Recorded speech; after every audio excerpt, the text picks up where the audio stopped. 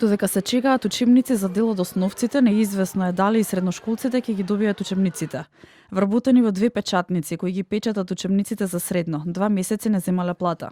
Од Сојузот на синдикати денеска алармираа дека се загрозува на временото печатење на учебниците како и на службениот весник. Вработените од печатница Напредок Принт и Напредок 1, кои преку просветно дело се ангажирани за издавање на дел од учебниците за средно образование за државните институции и кои подолг временски период го печатат службен весник, веќе 2 месеци немаат добиено плата од работодавачот.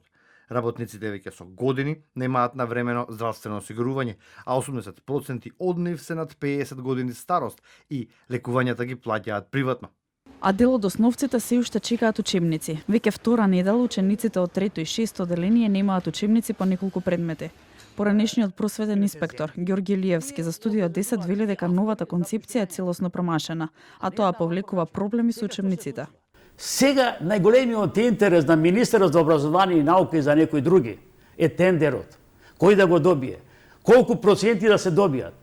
И сега се случува ненавремено доставување на учебници, неснаоѓање со автори, затоа што ги молат. А многу оние автори кои што пишувале порано, сега не сакаат да пишуваат, бидејќи не се сложува со оваа концепција која што промашена.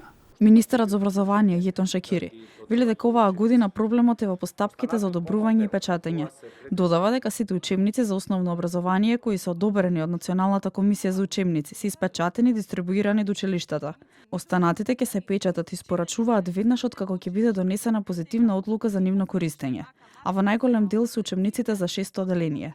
Уверува до крајот на месецот ќе има учебници.